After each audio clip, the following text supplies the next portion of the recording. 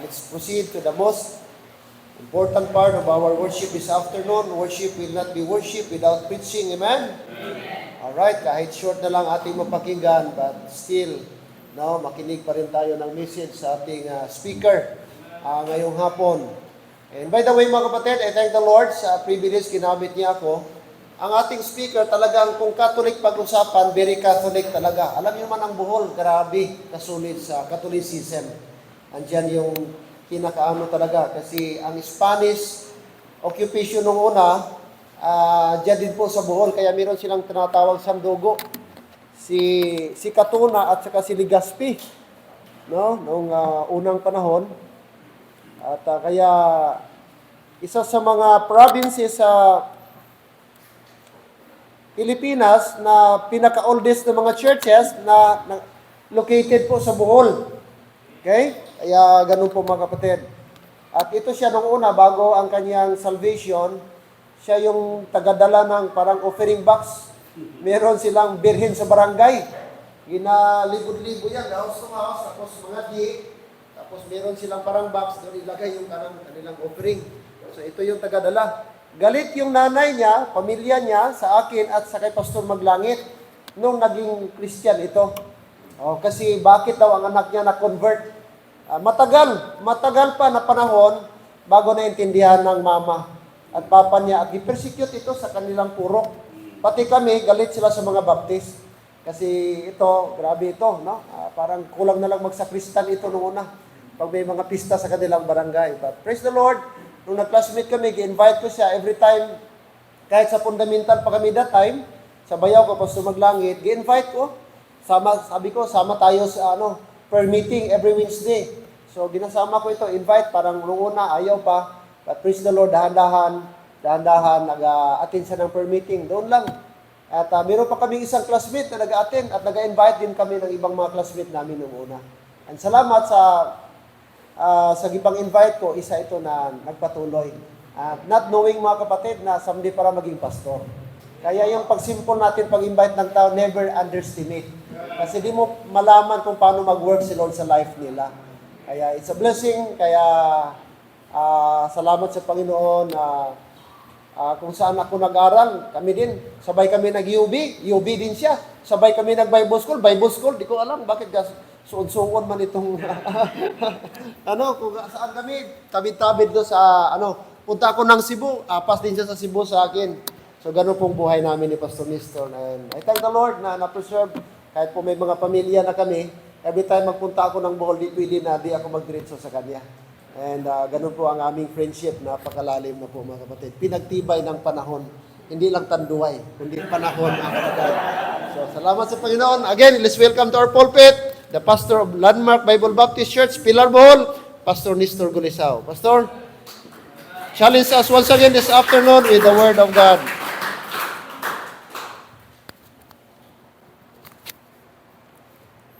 Okay, maraming salamat, Pastor. At salamat din sa inyo. So, diretso lang tayo. After the message, then I will also call the music ministers to render also the instrument. No, after na lang. Okay, let's open our Bible in Exodus chapter 32. Exodus 32, then let's read verse number 1 down to verse number 7. Exodus chapter 32. Okay, Kapitulo 32, then let us read verses 1 down to verse number 7. And thank you so much sa mga young people nga napagamit sa pagtudlo in the music ministry. Alright, say amen. Nakita na ninyo? Alright, basahin natin responsibly. I will read verse 1, and the Bible says, "And when the people saw that Moses delayed to come down out of the mount, and the people gathered themselves together unto Aaron, and said unto him, Up, make us gods, which shall go before us. For as for this Moses, the man that brought us up out of the land of Egypt, what is become of him?" Verse 2.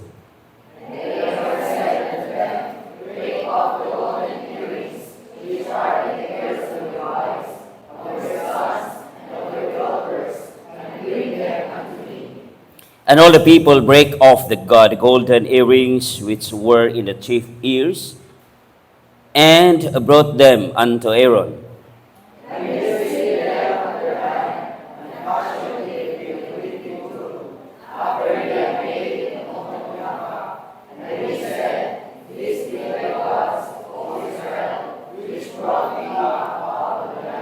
And when Aaron saw it, he built an altar before it, and Aaron made proclamation and said, "Tomorrow is a feast to the Lord."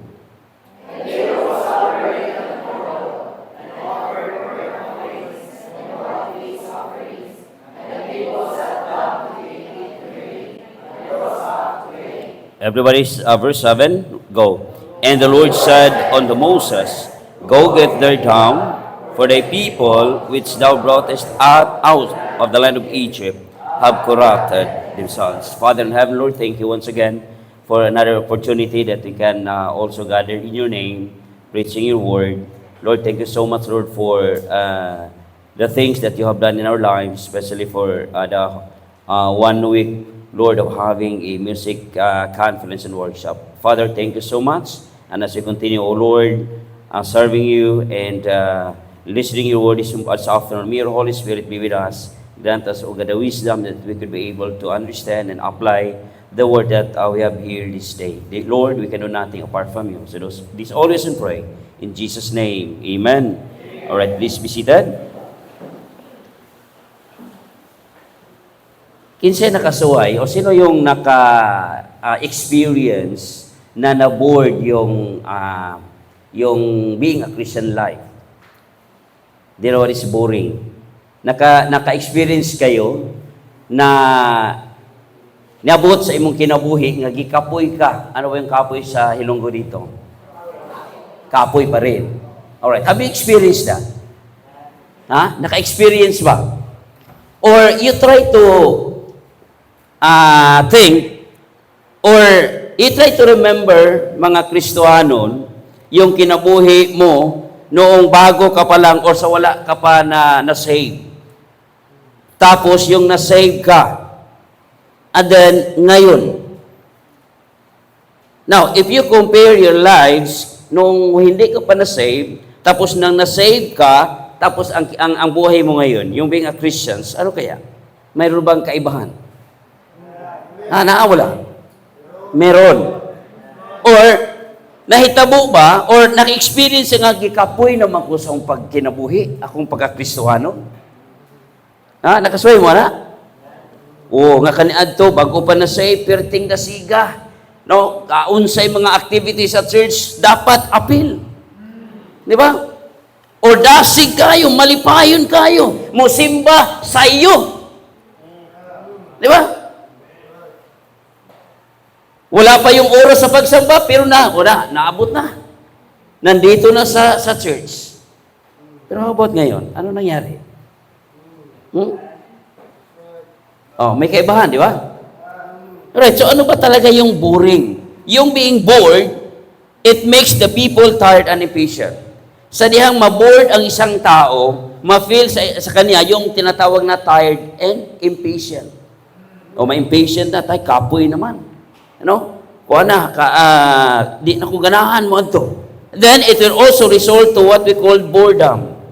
So, when you say boredom, it occurs when you feel energetic, but have nowhere to direct your energy. Matod pa sa mga boxer, mas kapoy, magsige kang punching o kanang pagsumbag, ano ba sa Tagalog sa pagsumbag, nga maigok yun ang imong isumbag, kaysa magsigang sumbag kung nadili bitaw maigo sa hangin lang, kapoy daw na. According sa mga baksidor. I don't know, pa man po ko'y ka-experience o kanang mag-boxer. Pero mo na may tabo, now if you feel bored sa imuhang kinabuhi. Now, what will be the effect? Unsay epekto kung moabot sa imong kinabuhi nga mabored ka, gikapoy na ka sa pagpangalagad sa Ginoo.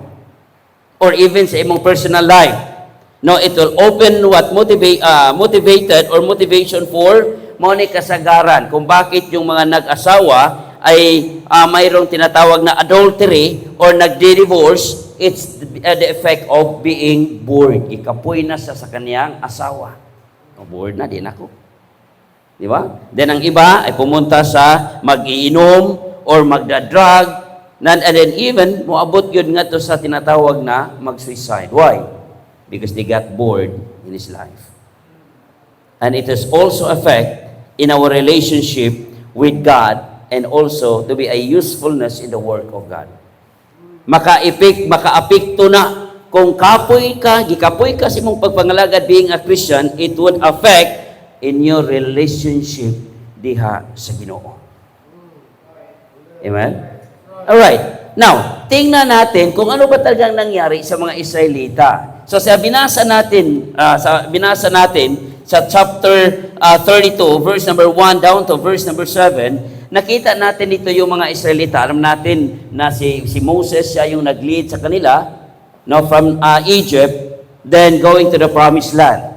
Hello? Then, ningabot sa punto that Moses, sinabihan ng Panginoon, okay, pumunta ka doon sa mountain, or the Mount Sinai.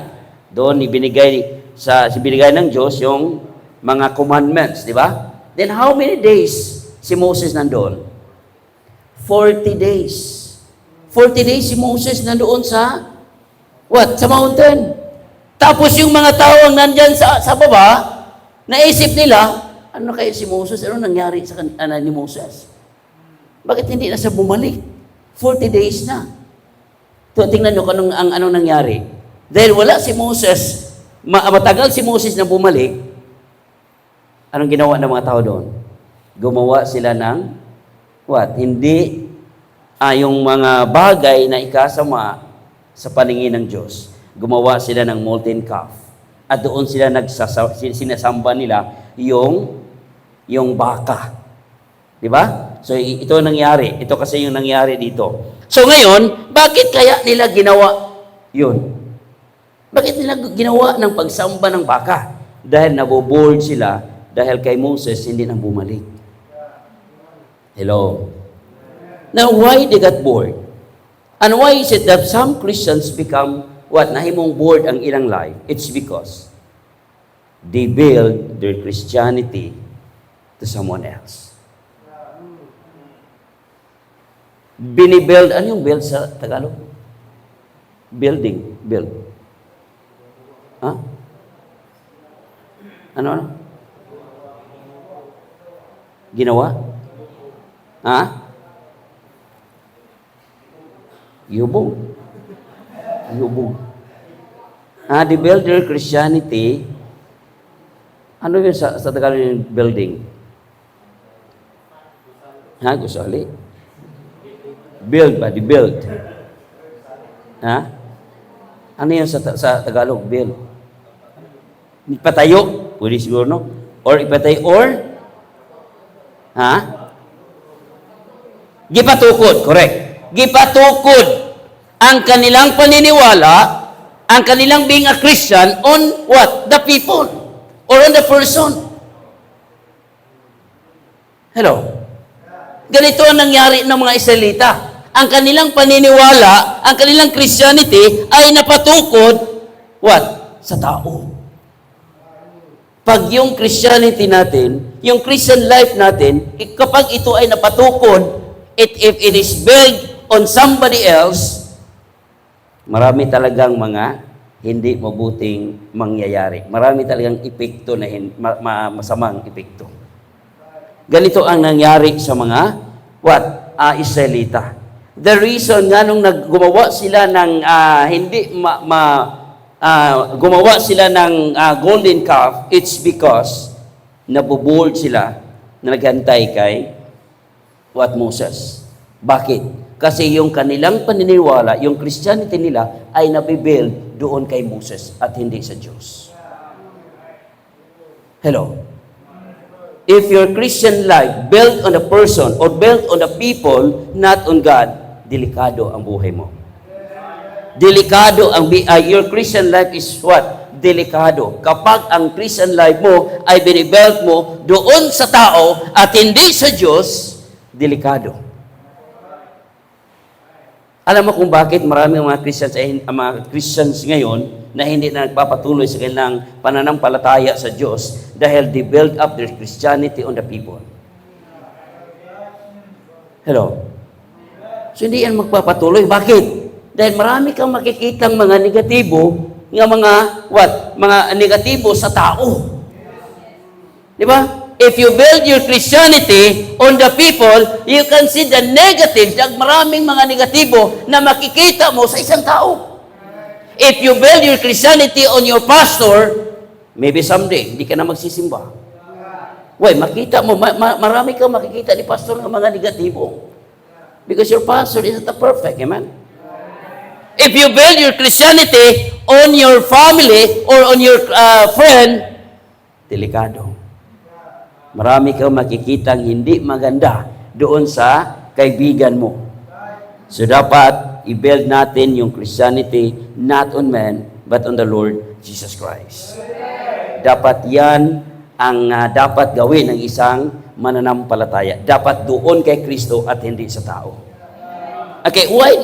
Okay, tingnan natin. How or paano or where, saan i-build yung Christian life mo?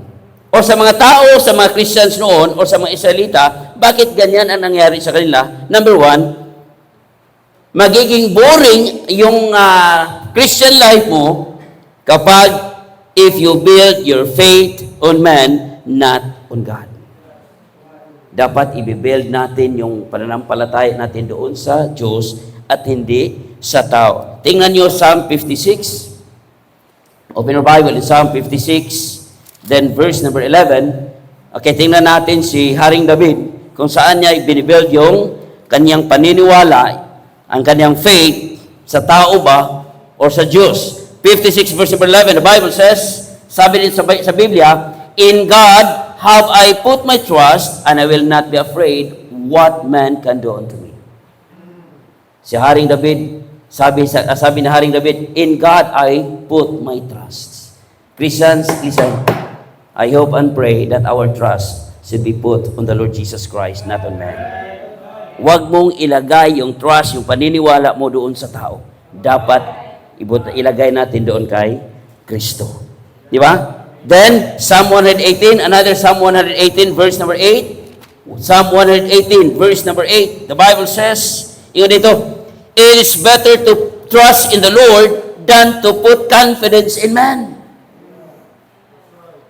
Atong ihatag yung Bible mas maayo nga isalig nato diha sa Ginoo kaysa magutang tag pagsalig diha sa tao. Dapat isalig nato, i-trust gid nato ang atong kaugalingon diha sa Ginoo og dili sa tao. Ganito kasi ang nangyari sa mga Israelita. Kung bakit nagkaroon yung nakagawa sila ng hindi mga masamang ginagawa sa mga Israelita dahil they put their trust not on God but on Moses. Amen? They do not know, ito yung ang nagawa nila, they do not know how to do. Why? Because their Christian life based it on Moses and not on God. Okay? Then, they said, ingon sila, sabi nila, wala ni si Moses. Wala nang tagapagligtas. Hindi na alam nga, hindi yung tao ang tagapagligtas. Ang Diyos. Pero tingnan niyo, wala nang tagapagligtas. Wala nang nagligtas sa atin mula sa Egypt. Bakit ganyan ang nasa isip nila? Because they put their trust on man instead sa Diyos. Amen? Christians, kung ang imong gibasihan sa imong pagkakristohano ng tao, I tell you, maluya ka. Do you know is maluya? Ano yung maluya? Manghina, di ba? Ha? Maluya pa rin? Yes, maluya ka. Di nakaganahan mo simba. Di nakaganahan mo balik o afternoon. Di nakamuapil sa mga buluhaton sa church. Why? Dili man sa Diyos. Dili man sa Ginoo ang imuhang pagsalig naman sa tao. Pagkakita ni mong negatibo sa tao, pagkakita ni mong negatibo ni pastor, pagkakita ni mong negatibo sa ni Ma'am Vic, pagkakita ni mong negatibo sa imong friend, sa imong ka-churchmate, maybe maunay magdala sa imong nga din ako magpadayon.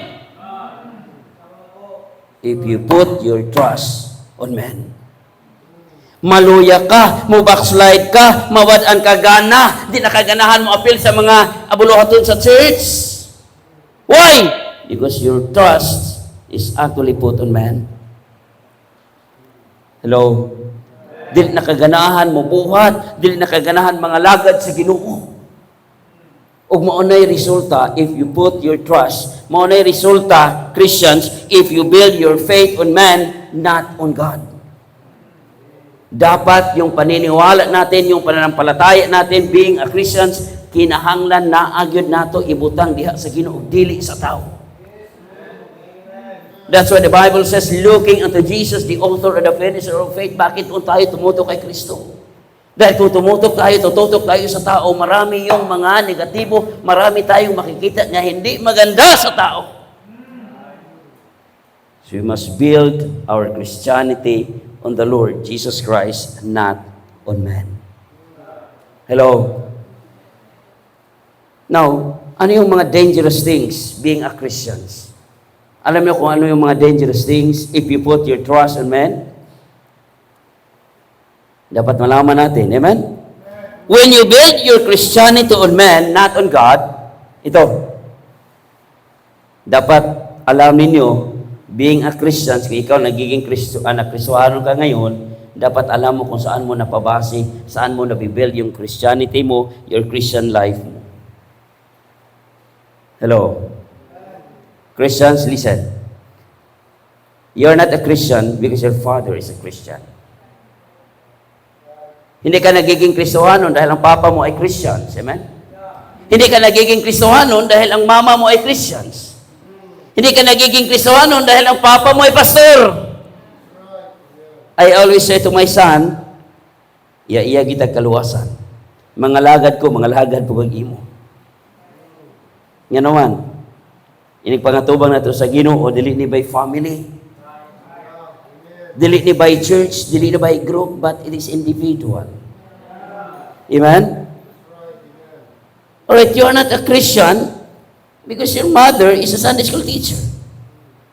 Wala ka nagiging Kristohanon dahil your parents mo are faithful in the church.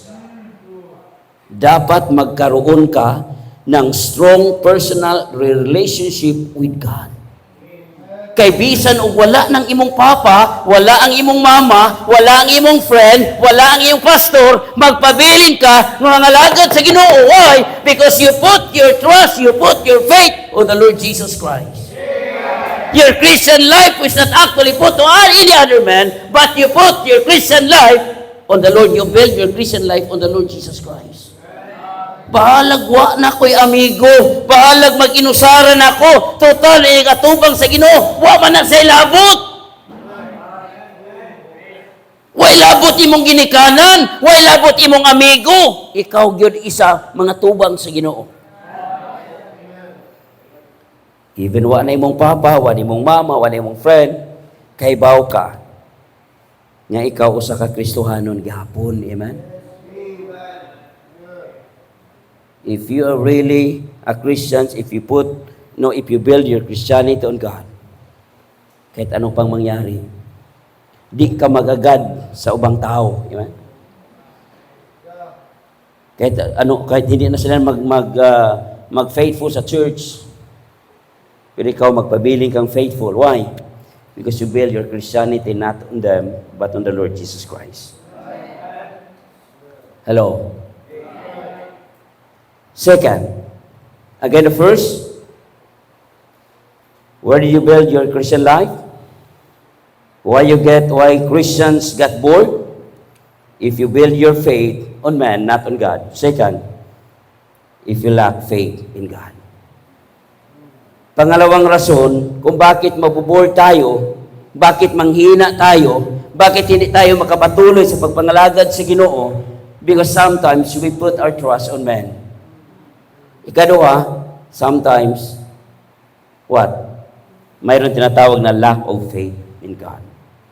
Kulang yung paniniwala natin sa Panginoon. Yung faith natin dyan sa Panginoon. In Mark chapter 11, verse number 22, okay, what's the Bible says? Anong sabi ng Biblia? Have faith in God. Dapat ikaw, matag-usa nato, naagitay faith diha sa Ginoo. Now, what is the effect or the result if we don't have faith in God? Kung kulang yung faith natin sa Panginoon, maging ikaw ay magiging isang inactive. Dili naka-aktibo. Sabi ko sa, di ba, sa umpisa, tinanong ko kayo, kumusta yung buhay mo bilang isang Kristiyano nung hindi ka pa naligtas, nung naligtas ka, tapos nga hanggang ngayon, ano pa talaga yung sitwasyon sa being a Christian? Ano na ang buhay mo bilang isang Kristiyano? Katulad pa ba yung dati yung bago ka pang naligtas? Nga very active? Aktibo ba? Hey! Kung kulang yung faith mo sa Diyos, ikaw ay magiging inactive in the service of God. And that's the reason that there are some Christians wala na ngayon, makita na lang mo, mag-attend na lang during morning, wala na pagka-afternoon. Oh, bakit? Ang Panginoon ba, ay nandyan ba siya during afternoon lang? Morning lang, wala sa afternoon. Hello? Dapat alam na natin bilang isang Christians, ano yung responsibility natin bilang Kristiyano. Magiging inactive ka in the service of God. Mawala na imong gana sa mga gawain. Di na kaganahan soul winning, di na kaganahan mag-appeal sa choir, di na kaganahan mag-appeal sa music ministry or whatever activity sa church. Nga naman, ikaw ay nagiging inactive. Why? Because there's something lacking ang imong faith sa Panginoon. Okay, not only inactive, the result of lack of faith, ano pa? Wala na kang joy. Hello? Wala na kang joy. Ano yung joy sa Tagalog? Wala nang kalipay. Bisaya mo na. Ha? Wala nang kagalakan. Di ba? Yung bago ka pang na-save, kanindot mo simba, sayo kayo ito na simbahan. Dasig kayo, lipay kayo. Abot ka ron.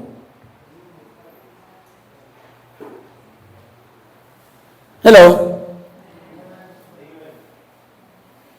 Ang isang Kristiyano, ang isang talagang Kristiyano or mananampalataya, ang pinaka-kalipay sa usa ka Kristiyano, kanang naa ka nangalagad sa Ginoo. Kanang nangalagad ka sa Ginoo. Kanang naa kay ministry nga imong gihatag, imong kinabuhi diha sa Ginoo. Usa na ang pinaka-kalipay sa Kristiyano. Amen? 3 John, open your Bible in 3 John. Okay, 3 John. Okay, 3 John chapter yan. Then verse number 3 and 4, the Bible says, I have no greater joy. Let's read verse 3 first. 3 John, for I rejoice greatly. Ingon si John, when the brethren came and testified of the truth that is in thee, even as thou walkest in the truth. Verse number 4, I have no greater joy than to hear that my children walk in truth. Christians, listen. Wag lain nga kanang wag sama sa kalipay nga ikaw mga lagad sa Ginoo. Nga ikaw naa sa kabubuton sa Ginoo. So ito kasi yung resulta kapag lack ang faith mo sa Panginoon, ikaw ay magiging inactive, ikaw ay wala na di na ka malipay, wala na kang kalipay sa pagpangalagad sa Ginoo. Hello. In Psalm chapter 122 verse number 1, what's the Bible says in Psalm 122 verse number 1? Look at your Bible. Psalm 122. Anong sabi ng Biblia? 122. Sana ganito rin yung emotion mo or yung nasa isip mo, yung nasa heart mo. Anong sabi diyan? I was glad when they said unto me, let us go into the house of the Lord. Are you happy nga na mo karon? Happy ba mo nakasimba mo? Ano yung tinuod nga Kristohanon? Malipay siya kung naa sa balay gumanan, naa sa nagsimba. Amen? Ang tinuod nga Kristohanon, mag-uulog di kasimba Domingo. Pero guwa ka nagsimbag Domingo and then you said, I am happy, nakakasagawas. Oy, you try to check your heart. You try to check your relationship in God. Basin bayag lahi na ni imuhang pagbati. Kay ang totoong Kristiyano, Sunday, alam na niya kung saan siya magpunta. Do not make any business during Sunday. Because Sunday is the Lord's day, man. Huwag kayong gumawa, huwag kayong maghimo og lain nga kanang gitawag schedule during Sunday. Wala kaya na pa yun. Mag-asa ko, Sunday na kamangutana. Alam na natin kung Sunday saan tayo. Yan ang totoong Kristiyano. Yung si David, I was glad when they said unto me, let us go into the house of the Lord. Ang pinaka-nindot nga adlaw, ang pinaka-happy nga adlaw is Sunday. Pero kisawanon ka, di ka malipay o Domingo, that's the big question. Amen? Dako kayo ng pangutana. The source of great joy is in the service of the Lord. The source of joy nga naa ka nangalagad nagsimba sa Ginoo. Choir members, music ministers, or ano pa yung position mo sa church na binigay ng pastor ninyo, dapat i-enjoy nyo yan. Wa mo nagbuhat for the sake of your pastor. I hope yan ang nasa puso ninyo. Yung mga choir, kung nagkanta kayo, hindi para sa tao, kundi para sa Panginoon. Amen? Mga choir ministers, hindi lang kayo nagpe-play ng mga instruments for the sake sa mga tao nakinig sa inyo. But you do that for the glory of God. Yung mga ushers, yung mga Sunday school teachers, dapat ginawa ninyo yan, hindi para sa tao, kundi para sa Diyos. Amen? Because the source of the great joy is in the service of God. Ephesians chapter 6. Open your Bible in Ephesians chapter 6. Are you still listening? Okay, chapter 6, then verse number 12. The Bible says in Ephesians chapter 6, verse number 12 and 13, the Bible says, for we shall not, Ephesians 6, verse number 12. All right, in the Bible. For we wrestle not against flesh and blood, but against principalities, against power. Ito ba? Numurag di na mao. Ano saan gibasa? Ephesians 6.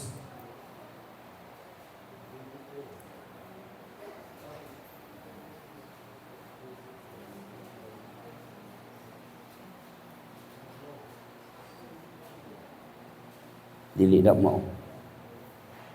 Alright, so I bring a verse. That about your labor is not in vain in the Lord. Hebrews chapter 6, verse number Hebrews chapter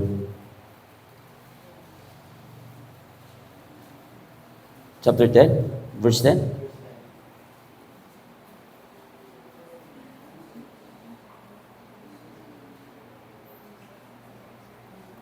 No, katong your labor is not in vain. Corinthians na. 1 Corinthians. Ay, nako. Okay, 1 Corinthians 15. 1 Corinthians chapter 15, then verse number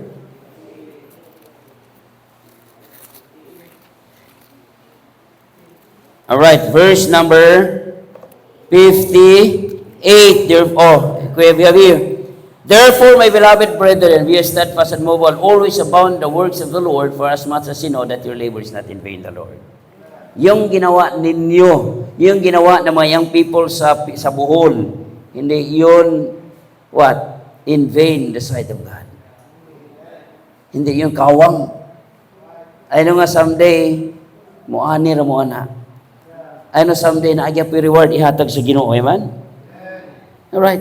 So ito lang dalawa. Una, Bakit naboboard yung Christian life natin? Una, if you build your Christian life on what? Man, not on God. Second, if you lack what? If you lack faith in God. But prior na mahitabo, nga doon mahitabo ning pagkaluya sa Kristiyanon. So, dapat alam ninyo kung ba, ano ba talaga yung mga sinyalis, pastor, na maboboard ang isang Kristiyano? O bakit kaya maboboard ang isang Kristiyano? Una, ito yung mga signs. Number one, ito, lack of prayer. Kapag kulang ang pag-ampo nimo sa Ginoo, it will lead you to what? Bored ang kinabuhi. Kapuyo na ka, di nakaganahan, why? Kulang ka sa pag-ampo. Ito yung mga tinatawag na mga signs. Prior mangyari na ikaw ay maboboard, ikaw ay mawala na yung gana mo sa pagpangalagad, nag-una ning kulang ang atong pag-ampo. Napa mo? Di na ta mag-ampo. Remember, Christians, that prayer, paminaw, ang pag-ampo mo ito rin pinaka-importanting butang. Bisag asa ka nga mga relationship, kung wala ning communication, guba yun.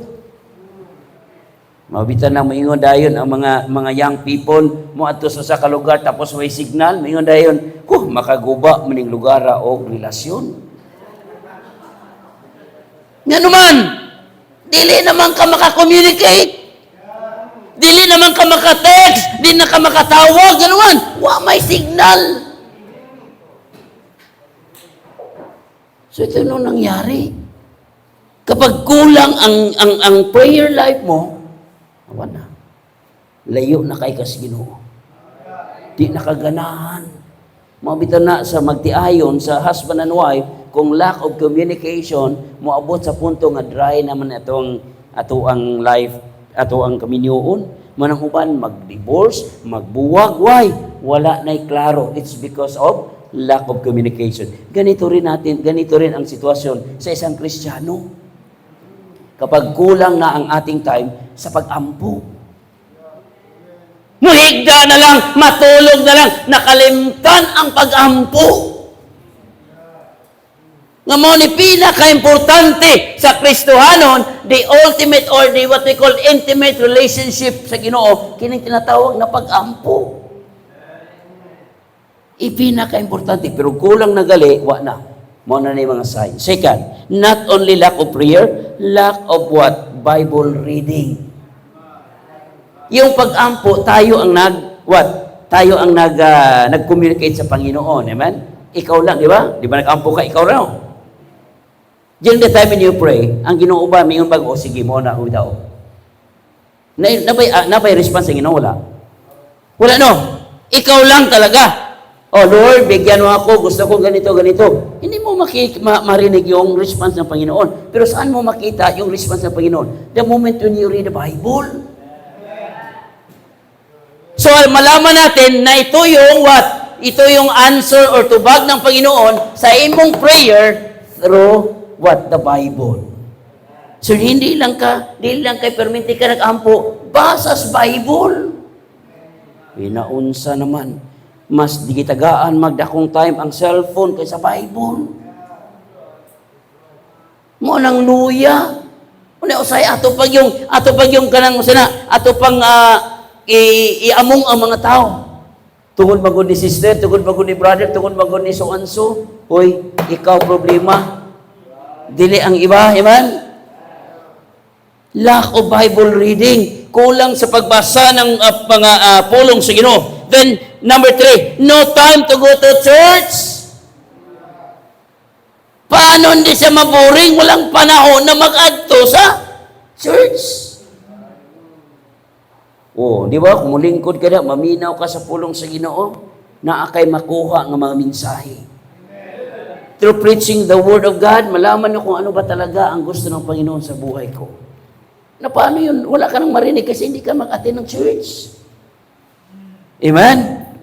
Lack of prayer, lack of Bible reading, no time to go to church. Ito yung mga tinatawag ng mga signs before mangyari yung pagka-born ng isang Kristiyano. Pangatlo, not prioritizing God. Hindi na niya binigyan ng priority yung Panginoon.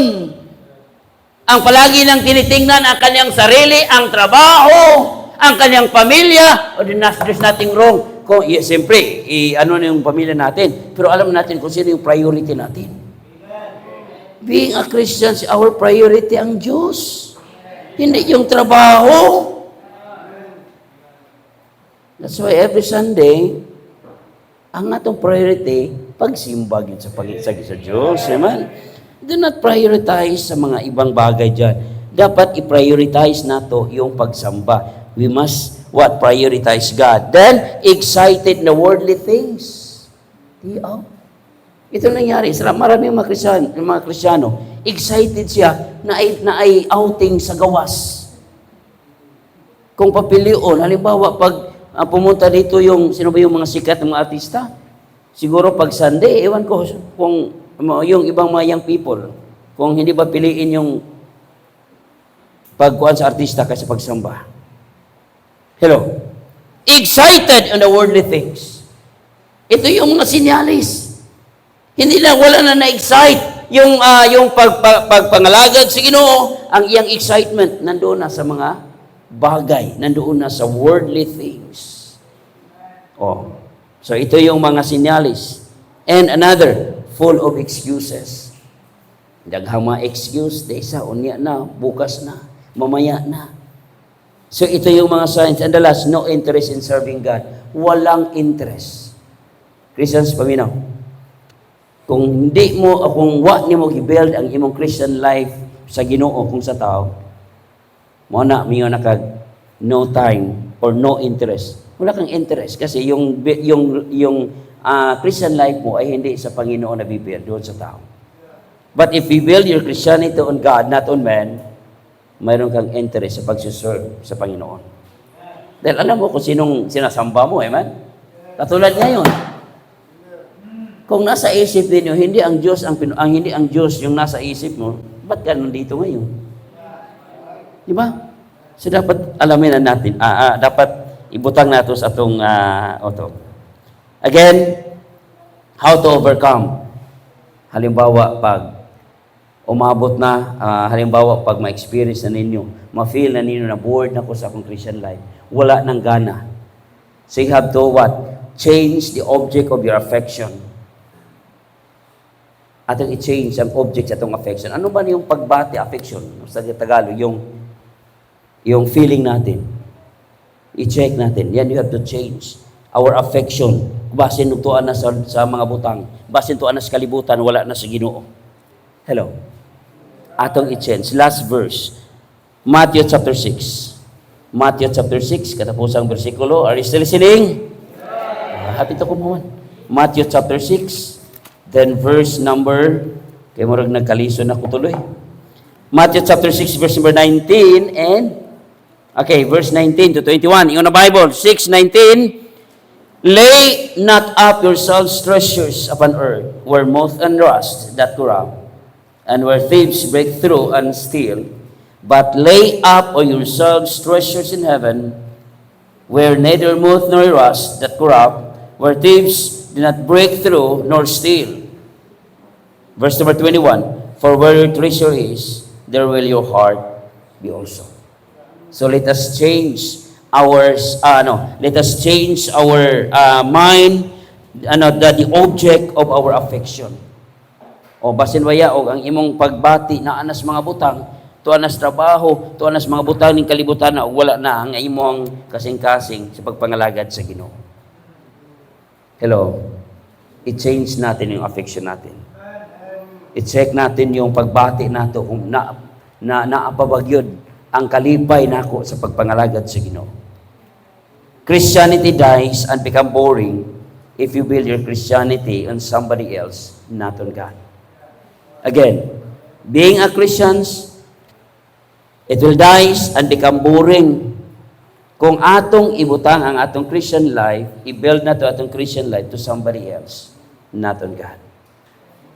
Christians, as I close, ayaw punta, kay bawta, nganong nangalagad ko sa Ginoo. Nganong niamang ko.